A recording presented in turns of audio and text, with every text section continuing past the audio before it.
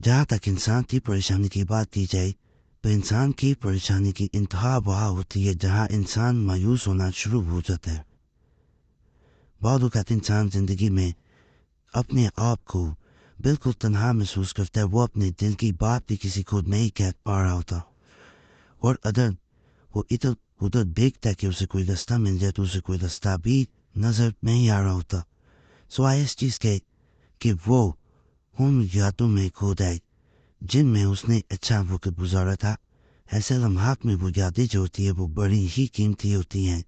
انسان ان یادوں کے سہارے جو ہے وہ زندگی تو نہیں گزار سکتا، لیکن کچھ وقت کے لیے اسے تسلی مل جاتی ہے۔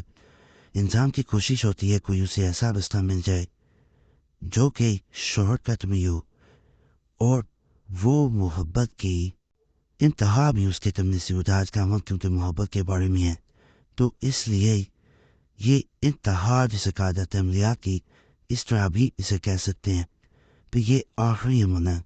اس کے آگے کہا جاتا ہے، یہ کتابوں میں بھی درج ہے، اس کے آگے کچھ بھی نہیں ہے۔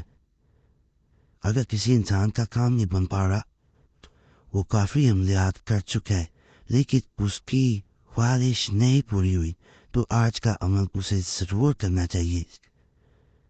ایک بھائی نے اسی طرح میسج کیا کوئی 2 ہفتے پہلے کمنٹس میں۔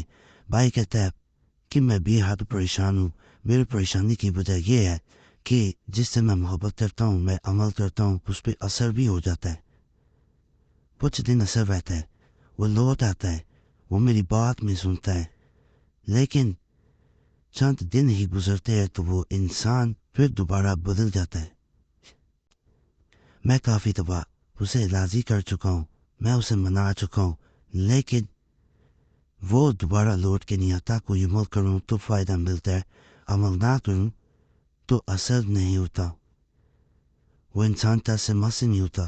اسی طرح ایک بہن نے میسج کیا کہ میں نے آپ کی ابو سے بیعت کی ہیں، میں نے آپ کا کپڑے والا عملت کیا جس پہ تعویذ نقل کیا جاتا ہے کپڑے پہ، میں نے آپ کا ایک عمل کیا جو لونگ کے ذریعے کیا جاتا ہے، میں نے آپ کا ایک ہی والا عمل بھی کیا، مجھے ان سے بہت فائدہ ملا۔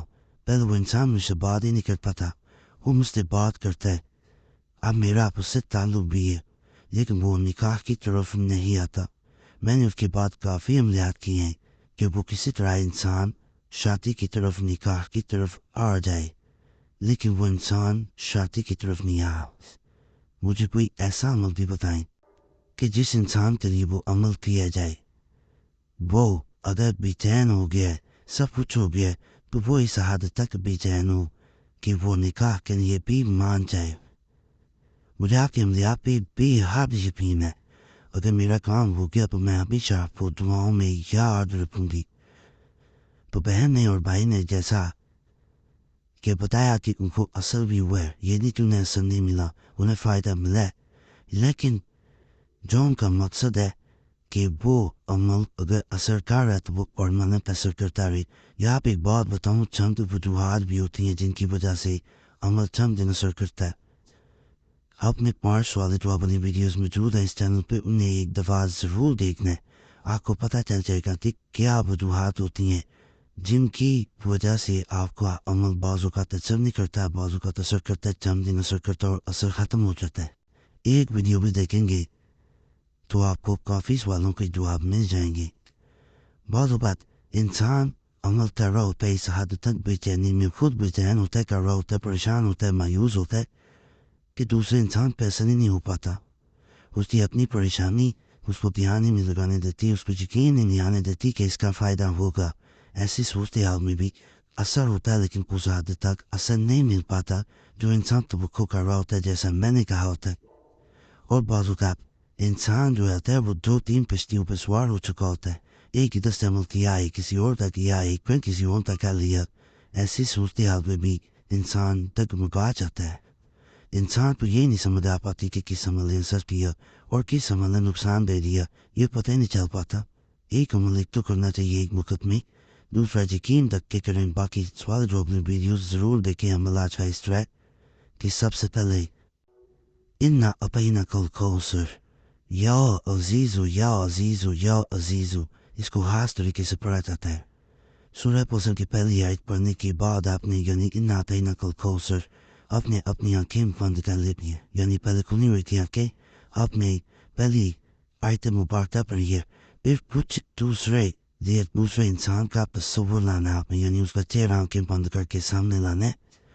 اس کے بعد آپ نے 3 بار یا عزیزو یا عزیزو یا عزیزو پڑھنا ہے۔ اس طرح آپ نے اس عمل کو 44 بار یعنی 44 ٹائمز پڑھنا ہے۔ اب الحمدللہ 11 بار پڑھیں۔ سورہ فاتحہ جو ہوتی ہے وہ ایک بار پڑھنی ہے، لیکن الحمدللہ صرف اتنے الفاظ جو ہیں وہ آپ نے 11 بار پڑھنی ہے۔ ایک بار آخر میں آپ نے سورہ فاتحہ پڑھنی ہے، الحمدللہ رب العالمین وبالآخر جو ہے وہ درود پاک لازمی پڑھا کریں کسی بھی عمل کے۔ جب آپ درود پاک پڑھتے ہیں تو اس عمل کا جو آپ کر رہے ہوتے ہیں اس کا کئی حد تک زیادہ اثر ہوتا ہے، اس کا اثر بڑھ جاتا ہے، جو کہ آپ کو فائدہ دیتا ہے۔ اللہ کی رحمت جہاں درود پاک پڑھا جاتا ہے وہاں پہ برکت رحمت یہ ضرور برستی ہے اور اللہ دعائیں قبول کرتا ہے۔ باقی چینل سبسکرائب کریں، ویڈیو لائک کریں، گھنٹی کے نشان پہ لازماً آپ نے